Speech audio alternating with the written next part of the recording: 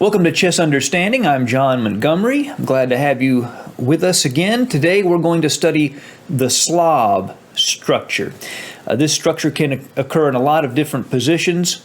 It can occur out of a Slav opening, of course, Queen's Gambit declined, Queen's Gambit accepted, the Catalan, the Grunfeld, the Kali system.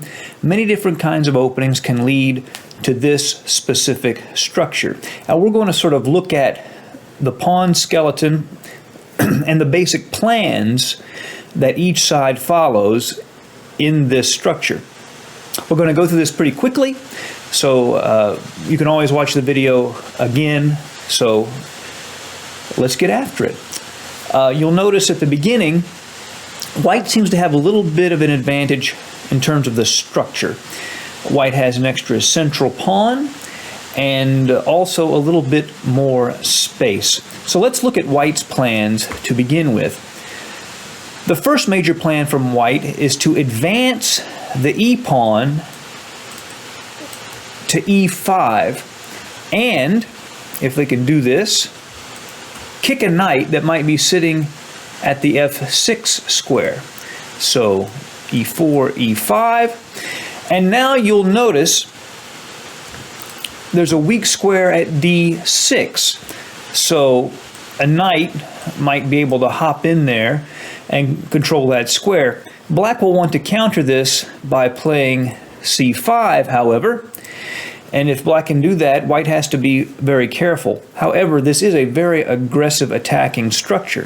One of the key ideas for white is to actually play h4, and this assists in two different ways. For example, in this position, if white plays queen to e4, which threatens mate on h7, black can respond by playing g6, and then white can use the h-pawn to go to h5 and remove some of the pawn defense of the king. The h-pawn can also assist in the classic Greek gift sacrifice. For example, bishop takes h7, king takes h7, knight to g5, check. And if black captures the knight, pawn takes. Of course, if the king goes back to g8, the queen goes to h5, and it's curtains. And if the king moves to g6, the queen can come and check, and you have a very, very vicious attack in this position. So the h-pawn assists in a couple of different ways. Another strategy white has is the minority attack. You will notice black has 3 pawns on the queen side, and white has 2. So white can use these pawns to attack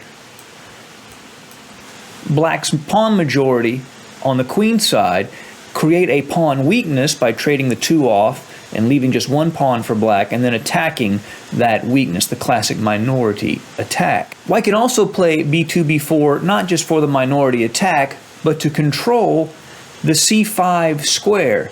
And if white can get a clamp on e5 and c5, it becomes very, very hard for black to liberate their position. This can create a real clamp on black's position. This is another strategy for white. It's also good to point out that the squares e5 and c5 are very good squares for a white knight. It's very hard to kick a knight out from those squares, because if you were to do so by playing b6 or f6, you would weaken these pawns in the process.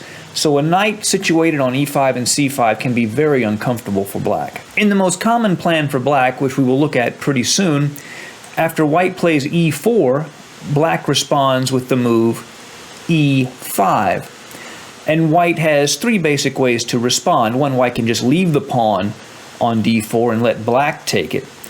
But white can also play d5, gaining space, and black has 3 responses to this, which we will look at later. White can also capture on e5,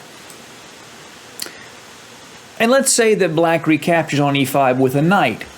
Then white can advance the f-pawn and use this pawn phalanx, the e and f pawn, to attack on the king side. Now looking at black's plans, while black's main plan is e5, and we'll look at it, he has some other plans also that do occur, although not as common. One is to play the move c5 to try to undermine the center of white.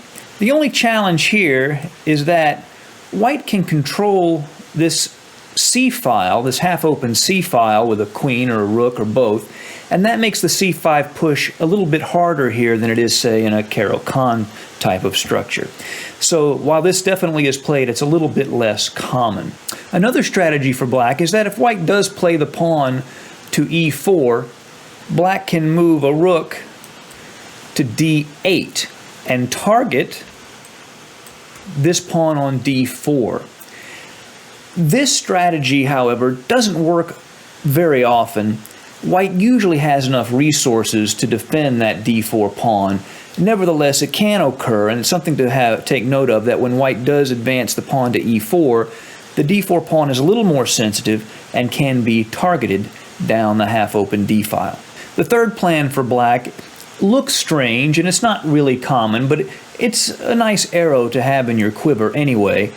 If white plays e4, sometimes black will actually respond with f5. Now, there are some obvious negatives of this move. For one thing, it makes black vulnerable along this diagonal. A king is often sitting at g8 after having castled.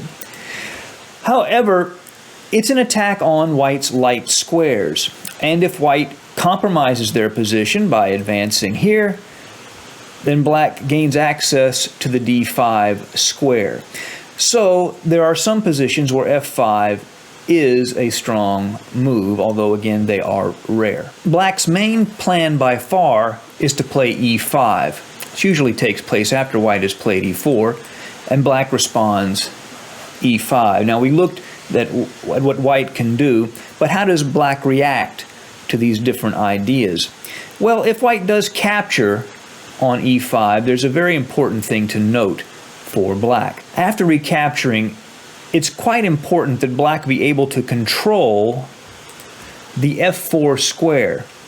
Precisely because of what we said earlier, white wants to play f4 and use that pawn phalanx to attack on the king's side.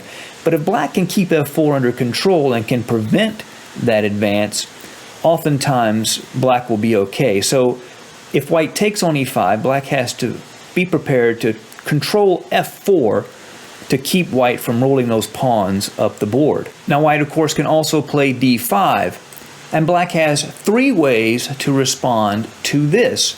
Black can go ahead and play c5 and get a mobile pawn majority on the queen side. See the majority here versus these two pawns. The downside, of course, is that you're giving white a protected passed pawn on d5. And if you're going to do that, you better be able to establish a very firm blockade on the d6 square. If you can't establish a blockade there permanently, then you can be in real trouble. So if you're going to play c5 in response to d5, you better make sure that white cannot break that blockade, because if white can, you're going to be in big trouble. Another response black has is to actually capture on d5. When white recaptures with a piece, this will lead to a symmetrical structure. However, generally speaking, white tends to have more active pieces when black does this, so you have to be a bit careful. Usually after this capture, white's going to get a slight pull because their pieces are just going to be a little bit more active. And the third and probably best response is to not capture at all and to let white capture on c6. Now, obviously, black does have weak pawns at a6 and c6 after this capture. However, black controls the key d5 square. It keeps white from using that square as a pivot point, and often black can defend the pawn weaknesses and get some activity this way. Has a fully open file and a half open file. Usually, after d5, just allowing white to take on c6 is your best bet. And those are the basic plans for white and black in the Slav structure. One thing I do need to emphasize, though, particularly if you have the black pieces, you cannot play passively. You have to play actively. If white can clamp down on black, keep him from being active, even with queens off of the board, it's going to be a very miserable experience for you. So if you have the black pieces in particular, you must play actively in the Slav structure. Thank you for joining us here at Chess Understanding. Be sure to subscribe and like the video. And if you have any experiences in the Slav structure yourself, be sure to leave a comment about it. Talk to you later. Bye.